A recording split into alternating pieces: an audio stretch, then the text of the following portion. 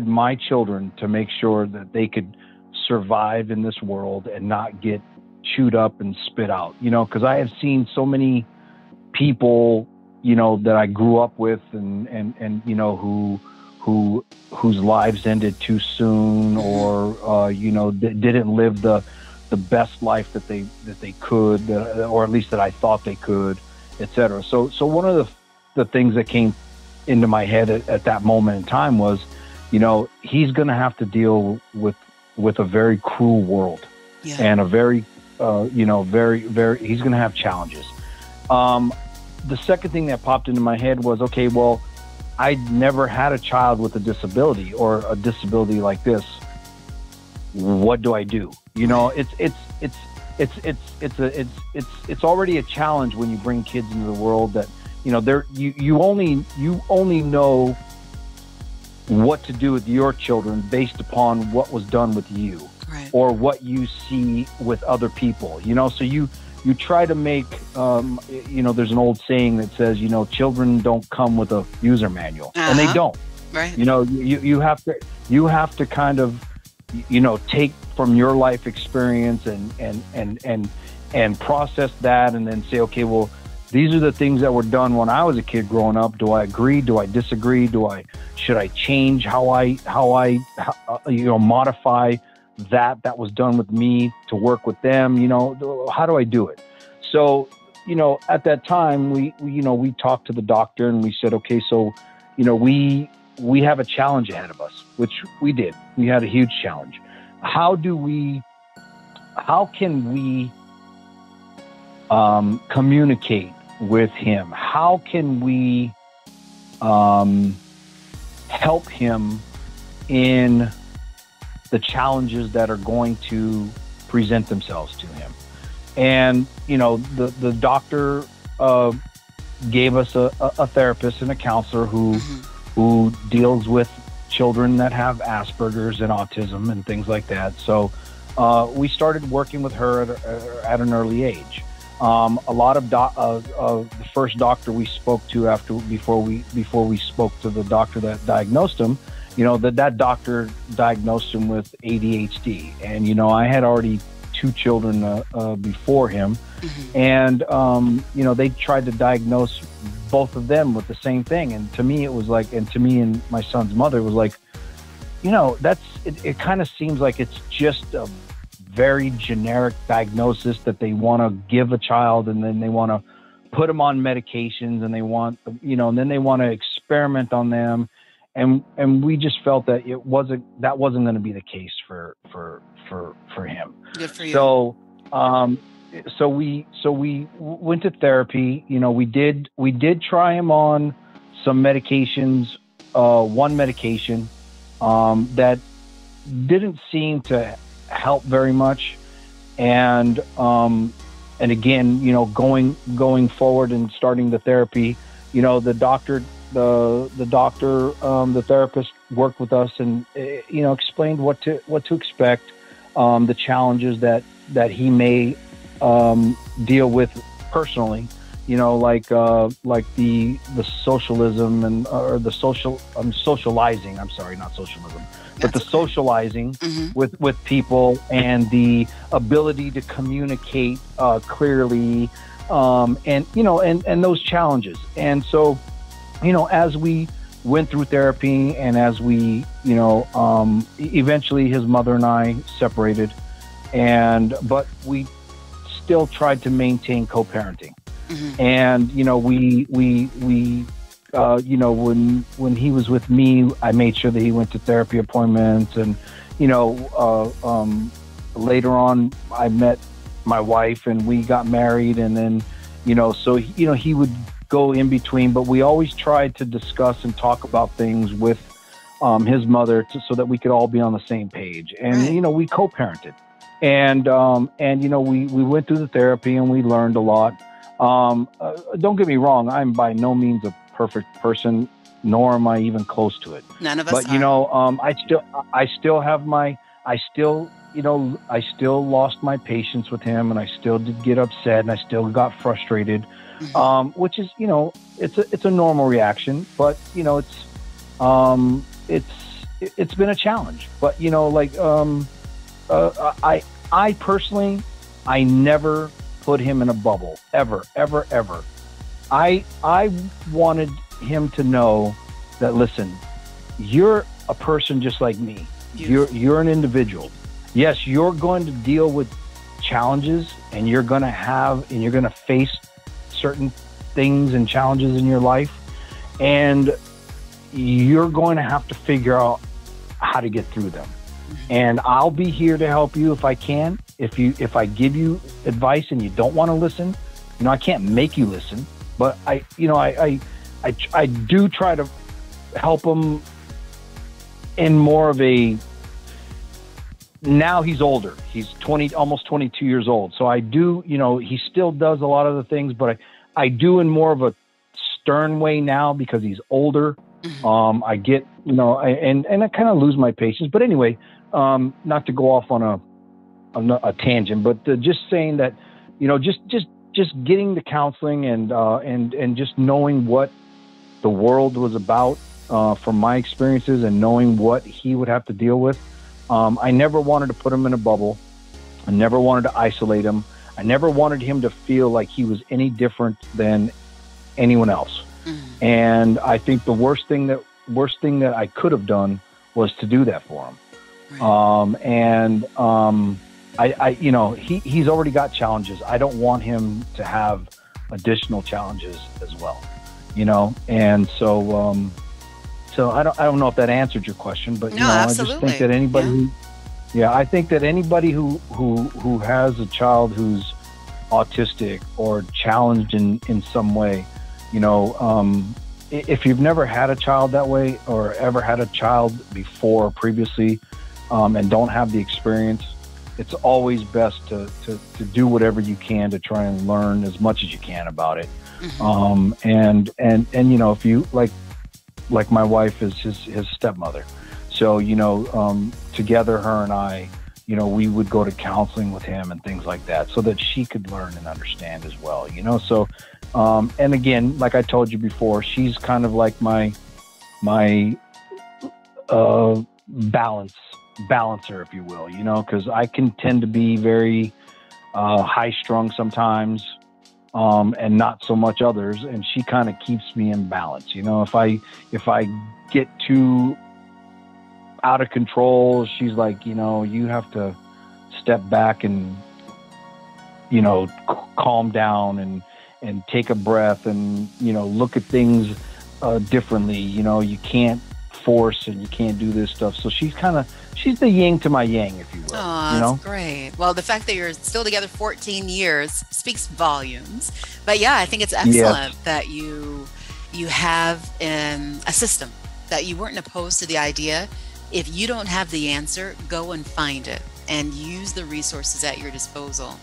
It made me think of a soldier that goes to war who's never once picked up a sword.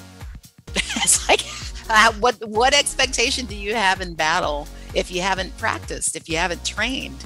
And that's exactly what you did. You put yourself in a position as a family unit to make sure that your son was going to have the best possible outcome at success. So it's ongoing. It's not something that you do once and leave alone, but I think it's great that you took that route and that you're seeing the benefits of it. So really nice. You know, couple more questions. One thing that a lot of our listeners question is, when you're working full-time and you have a family, because you mentioned that collectively you've got 5 children, how do you strike a work-life balance? What have you found to be successful for your family? As you laugh. Well, I have to say that we are older. Our children are older, and they're most of them are on their own, and they're living their lives. We do have 2 children still at home, but they're adults. You know, so at this point in our life, you know, we kind of look at ourselves as empty nesters, if you will. You know, because the 2 kids that are still here, you know, they do their own thing. They have their own life. They do everything else, you know, but I think when they were younger and they were still at home, her and I both still worked full time, and she was in the retail field for many years, and I've been in the technical field for oh gosh, close to 30 years. It's we kind of sat down like a little bit of a routine. Mm-hmm. You know, I do certain things on certain nights of the week. So like, I have my outings and whatever. She does things on herself, but I mean, maintain a full-time job. When we got home, we would sit down and prep meals or cook meals and sit down and have dinner together. Again, when her and I got together, our children were already, they was later in their lives. They were teenagers, except for the youngest two. But we made sure that they were, we sat down and had dinner together. We made sure that they did their homework and that they were bathed, and just kind of spend time watching TV or whatever it was. It's a little bit difficult to explain because for a lot of time, her. For the last 14 years we've been together, but we've really only raised our two youngest children kind of together. But they were, already, were they like 7, 8 years old, I guess? Yeah, they were about 7 or 8 years old, I guess, by then. But just having a routine and trying to, we would, plan family vacations and, things like that, where we'd come when we lived up north, we'd come south, to Florida, or we'd go, to parks and things like that. We just, it was difficult, but I mean, we did the best we could. You know what I mean? We'd do some, on the weekends, we'd do, chores together, or, we'd do, go play in the snow or whatever. You know what I mean? It was just, yeah, I mean, that's, we did the best we could. You know what I mean? So no, that's beautiful. It And was, it sounds challenging. possibly as you're saying it, you're thinking it sounds a little simplistic. Obviously, built-in challenges of finding the time. But again, kudos to you and your wife for doing so. There's a lot of people that give the battle up pretty easy and throw their hands up and think, there's no way I can successfully do both. Something's got to give. Right. So either I'm going to excel in my career, or I'm going to put family first, and that's it. But to be able to somehow, like that seesaw, come to a balance and make sure that you're giving priority to what's important and spending as much time as you can with the ones that you love. Because at the end of the day, there's not anyone who on their deathbed said, gee, I wish I would have taken on that last project. Or, I really, really wish I could have put in a few more hours that one year. It's like you're thinking back to the time that you want to spend connecting with your family, seeing your children grow, solidifying the love you have for your spouse, and making sure that you stay strong as a unit.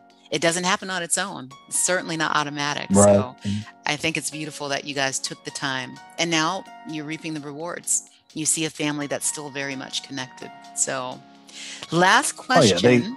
Go ahead. You had something else to say?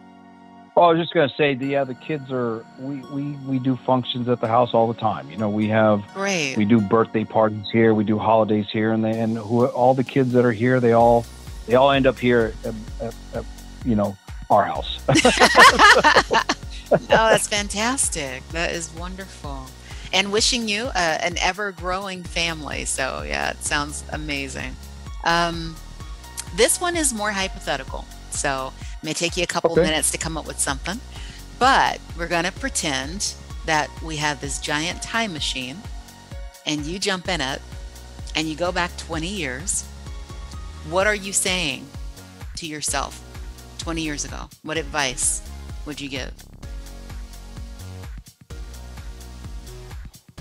Wow. 20 years, huh?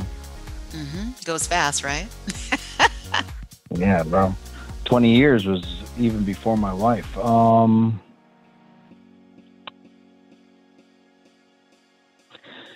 Well, let's see. very tough one there. You put me on the spot on that one. 20 years. It's okay. You know, I mean, trust me, I've had a lot of experiences in my life, but if I go back 20 years and I go back to when well, it's tough. You know, it really, it's tough to say because again, you know, to go back and say something to yourself means that you have regrets and that you would want to change things that have happened in your life. And I can honestly say that I don't have any regrets. I've lived my life to the best that I could. I've done everything that I felt I could. Could I have been a better father? Could I have been a better parent? Sure. But again, I like to think that through everything and through the experiences, good and bad, that I've learned and that I've gotten to the point that I'm at today.